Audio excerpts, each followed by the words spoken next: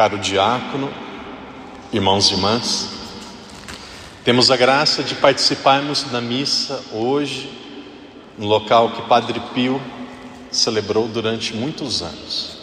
Com a graça de Deus, hoje nós estamos na Itália, em São Giovanni Rotondo. Pessoas do mundo todo já vieram aqui para ver Padre Pio, para rezar e pedir a intercessão de Padre Pio. Aproximadamente 7 milhões de pessoas todos os anos vêm aqui para agradecer graças recebidas. Padre Pio foi um dos maiores santos da história. Antes da missa, Diácono e eu tivemos a oportunidade, ali na sacristia, de nos paramentarmos, de colocarmos as nossas vestes no mesmo local que o Padre Pio se vestia. E aqui eu imagino para os pais que estão presentes, o Marcelo, ali o Vinícius, também na sacristia, colocaram as roupas de acólito para ajudar na missa, no mesmo lugar que os coroinhas, que os acólitos também se paramentavam para ajudar o Padre Pio na Santa Missa. Então você Vinícius, você Marcelo, um dia vocês vão dizer, ou como padres, ou como pais, avós, vocês vão dizer assim: eu um dia fui acólito, me preparei para a missa, no mesmo local que os acólitos do Padre Pio se preparavam. Muitos de vocês um dia vão dizer, seguramente quando irem para suas casas, que vocês receberam a comunhão, a Eucaristia, no mesmo local que pessoas que participaram da missa do Padre Pio também receberam a Eucaristia. Em outras palavras, é um dia histórico, é um dia belíssimo. Quando nós pensamos no Padre Pio, quando nós falamos sobre Padre Pio, o que o Padre Pio teve de tão extraordinário? Muitas pessoas vão dizer assim: padre, o que Padre Pio teve de tão extraordinário foram os estigmas. Seguramente também, mas os estigmas não era algo poético. Os estigmas não era algo prazeroso. Os estigmas eram feridas de sangue que doía. Padre Pio, no começo, quando ele levantava suas mãos, e tem missa, ele levantando as mãos para rezar e o sangue caindo das suas mãos e molhando a toalha, e de repente diziam: olha, esse médico vai ver, e de repente outro ateu dizia: deixa eu ver, e de repente outro jornalista: vamos ver se é isso mesmo. E chegou um dia o Padre Pio, zangado, irado, disse: acabou, sem palhaçada, isso não é teatro, não quero mais que ninguém veja. Então ele começou a usar uma luva marrom, para que ninguém visse. Mas quando nós colocamos uma roupa na ferida, dói ainda mais. Quando nós colocamos algo para tampar a ferida, dói ainda mais. A dor que Padre Pio seguramente sentiu, a dor que ele passou foi uma dor muito grande. Dizia no ônibus e dizia para um grupo de Amsterdã, e repito novamente, muitas pessoas, Padre Pio tinha febre. Uma vez, ou algumas vezes, foram medir a febre do Padre Pio, nunca menos do que 40, 42 graus. Uma vez chegou a 53 graus. O termômetro que mediam a febre do Padre Pio era termômetro de medir temperatura de banheira. E o termômetro uma vez quebrou. No dia da morte do Padre Pio, aquela ferida, de repente ela desapareceu. Algo fantástico. Aqui nós não estamos falando de lenda, nós estamos falando de algo que foi constatado, que foi visto. Uma senhora uma vez, contando a história dela, disse que viu o Padre Pio no hall, no saguão de um hotel, conversando com ela em Nova York. E aí contava os detalhes de uma forma assim muito clara, mas naquele mesmo dia, naquele mesmo horário, o Padre Pio estava no confessionário atendendo confissão. Uma vez, um acólito e um frei, observando o Padre Pio se paramentando, não nessa igreja, mas na outra, disse que o Padre Pio, quando ele estava rezando, levitou, saiu de repente assim da terra. Por que é isso? Todos os milagres, todas as graças que aconteceram em grandes santos da história, por exemplo, São Francisco de Assis teve os estigmas, Santo Antônio, ele também levitou. Santo Antônio, ele também teve a graça do dom da ciência, de saber os pecados de uma pessoa antes dela se confessar. Mas muitas pessoas, a década de 60, começando a década de 50, foi um período de muito questionamento da fé. Então muitas pessoas começaram a dizer: isso é lenda, isso é mito, isso é Idade Média, isso é exagero. E aí de repente vem um frei, no interior, na roça, no sítio, em um lugar distante no sul da Itália, e pega todos os carismas, todos os dons, todas as graças distribuídas por séculos da igreja, e uma pessoa só, de repente tudo isso acontece. São Francisco de Assis, ele não era padre, ele não celebrava a missa, ele era irmão, ele teve os estigmas. Padre Pio foi o único padre na história da igreja que teve os estigmas. Padre Pio é fantástico. Daqui 1000 anos, 2000 anos, nós vamos ouvir falar sobre Padre Pio. Então nós estamos diante de um milagre vivo. Daqui a pouco nós vamos ter a oportunidade, muitas pessoas possivelmente estão ouvindo e acompanhando esta homilia através do YouTube. Esta homilia está sendo gravada, depois será colocada na internet. Daqui a pouco o nosso grupo terá a oportunidade de visitarmos o corpo do Padre Pio, que está muito próximo daqui. O local onde o corpo do Padre Pio está é um velório. Ali é um velório. É um velório. Ali tem um corpo, pessoas que passam, olham e fazem oração para o corpo ou diante daquele corpo. Daqui a pouco nós vamos participar de um velório. É um velório. Só tem uma diferença. O velório, depois de 3 dias, de 7 dias no máximo, você tem que enterrar o morto. Ele já começa a cheirar mal, já começa a decompor. Esse velório, ele acontece há 50 anos, 55 anos, desde 1968, dia 23 de setembro de 68, o dia que o Padre Pio faleceu. Quando abriram o corpo dele para pegar os ossos, perceberam que ele estava vivo. Existe parte do corpo, tem uma camada de cera, o dedo vocês vão perceber que ele está escuro, está preto, mas nós vamos perceber que tem o dedo lá. Aqui é um local sagrado. Penso que vocês compartilham daquilo que o padre disse, ou melhor, daquilo que eu vou dizer e eu percebo. Neste local parece que nós estamos em um local diferente. Aqui parece que é diferente, aqui é diferente. Talvez seja uma paz, muitos vão dizer assim, é uma energia, muitos vão dizer é uma atmosfera, e aí cada um vai dando uma explicação, um nome diferente, mas na verdade existe só um nome. Aqui é um local da presença de Deus. Aqui é um local que Deus ele não fala, aqui Deus ele transborda.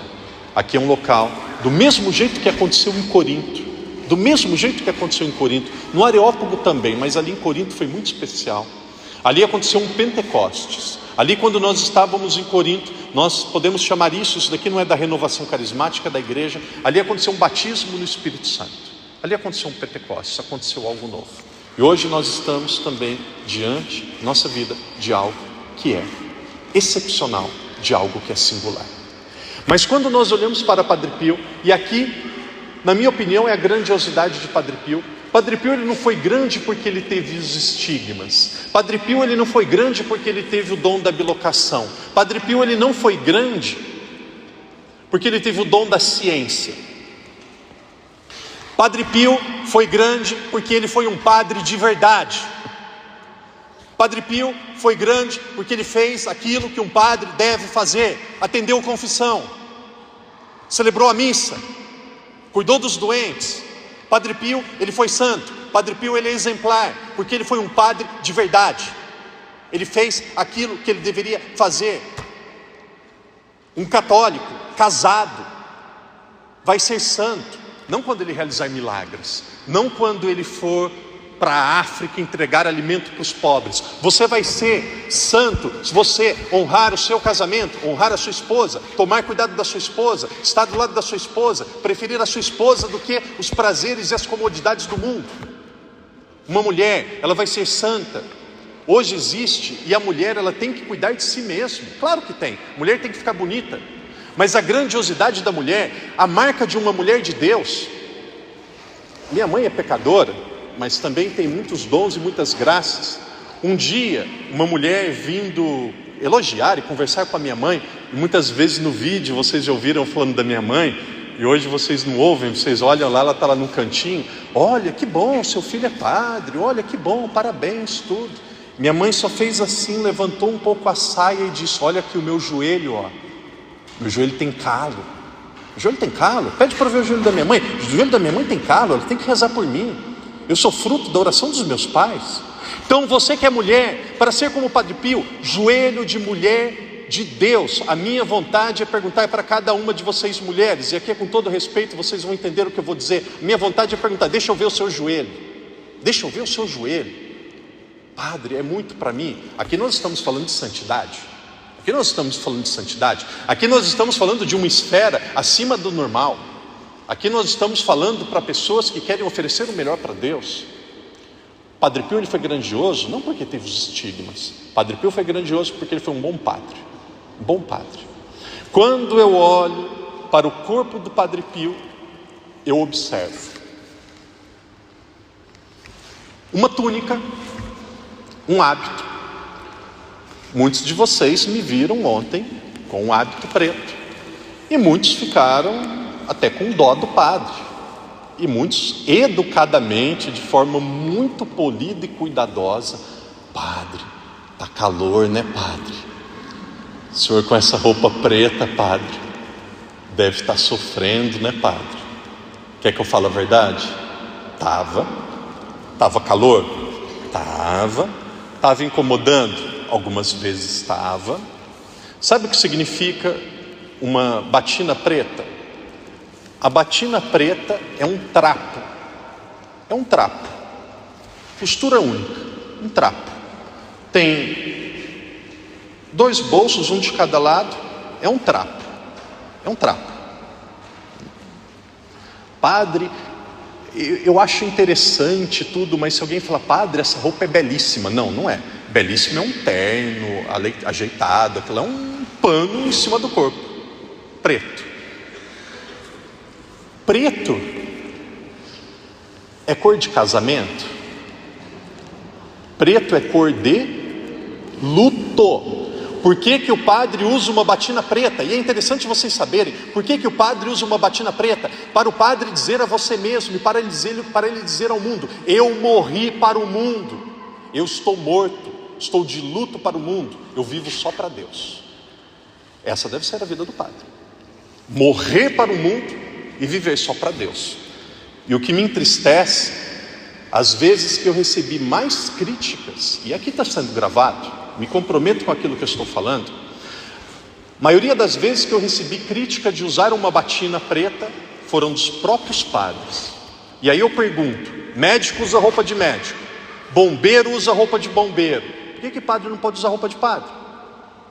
Modelo de padre não são os padres cantores e artistas com calça colada e rebolando e sensualizando para a mulher. Modelo de padre santo é o Padre Pio. Às vezes eu olho para minha roupa e eu penso assim: Padre Pio se vestiria assim? Às vezes eu olho para algumas mulheres e eu posso pensar: será que Padre Pio olharia assim? Às vezes eu me vejo comendo e eu penso: Padre Pio comeria tanto e comeria desse jeito? Por que um padre usa uma roupa preta? A roupa é quente? É. A roupa é feia? É. A roupa incomoda? Incomoda. Para eu dizer a eu mesmo: Padre Daniel, você morreu para o mundo, você deve viver só para Deus. É algo pedagógico. Quando eu estou com uma batina, eu tomo cuidado onde que eu entro e aquilo que eu vou falar. Quando nós olhamos para o Padre Pio, primeiro nós observamos uma batina, uma roupa. Alguém que tinha coragem, orgulho e alegria em ser padre. Quando nós olhamos para o Padre Pio, nós vemos uma estola. mesmo sendo branca, a escola é para atender confissão. Padre Pio atendeu inúmeras, às vezes 15 horas. Nós temos ali a família da Bahia, nós temos ali a Manuela, o Wellington. Um pouquinho atrás deles, na diagonal, um pouquinho atrás deles, nós temos ali alguns bancos que estão vazios. Em novembro eu vim aqui com um grupo da China e celebrei a missa também, e depois eu sentei lá naquele banco e comecei a atender confissão das pessoas. E aí eu pensei que o meu grupo ia vir para se confessar, mas o que aconteceu? Essas pessoas que estão ali no fundo da igreja, se vocês olharem, vocês vão ver pessoas lá no fundo da igreja que não entendem português. Eu sentei lá, comecei a atender confissão, as pessoas começaram a vir, e um falando em italiano, outro falando em francês, gente falando em inglês, tinha gente falando em língua da África que eu não entendia. As pessoas têm sede de se confessar. Sede de se confessar. Uma das coisas, e aqui eu peço a Deus, uma das coisas mais tristes, se tem algum padre, algum irmão meu no sacerdócio, ouvindo agora essa homilia, meu irmão padre, nós somos irmãos, eu não digo isso para repreendê-lo, quem sou eu para repreendê-lo? Mas não funciona o padre dizer assim, quer se confessar, marca um horário, quer se confessar, liga para mim, quer se confessar, agenda um horário. Ninguém vai, quem vai encomendar o padre? Não. Primeiras coisas que a vida de um padre deve ser: celebrar missa, atender confissão, cuidar dos doentes, se der tempo faz as outras coisas. É sermão? O padre está dando sermão? Não. O que eu estou dizendo para você, ou para vocês, ou para os senhores, é aquilo que eu vejo ali naquele funeral, ali diante do Padre Pio. O que eu vejo lá? Eu vejo alguém de batina. Eu falei o que é a batina. Eu vejo alguém de estola. Eu digo que é estola. E ali nós vamos ver alguém com um terço, alguém que reza. Uma pessoa disse assim: padre, estou com um probleminha de saúde que talvez não seja muito bacana, não sei o que é, reza para mim, padre. E saindo de Macau, a pessoa veio, deu esse terço assim e disse: padre, quando o senhor for nos lugares sagrados, nos lugares importantes, padre, pega esse terço e reza para mim, padre. Coloquei aqui no bolso, vai ficar o tempo todo comigo. O padre, e aqui naturalmente os leigos, o padre precisa ser um homem de oração. Queridos irmãos e irmãs, São Paulo diz assim, padre, ou melhor, São Paulo diz assim: orai sem cessar. Ninguém consegue rezar com a boca sem parar. O que significa orar sem cessar? Quando a nossa vida se torna uma oração, quando o nosso jeito de viver se torna um encontro pessoal com Jesus. Queridos irmãos e irmãs, nós estamos em um dos maiores centros de espiritualidade e de oração do mundo. Estamos diante de um milagre vivo que é Padre Pio. Cada um olhando para a sua vida, aqueles que são solteiros, peça a graça de viver bem aquilo que o seu estado de vida pede. Aqueles que são pais, aqueles que são casados, peça a Deus a graça de viver bem o que o seu estado de vida pede. Eu que sou padre, peço agora a graça de Deus de viver bem o que o meu estado de vida pede. Ser santo não é fazer coisas extraordinárias. Ser santo é fazer coisas ordinárias com constância, fidelidade e alegria.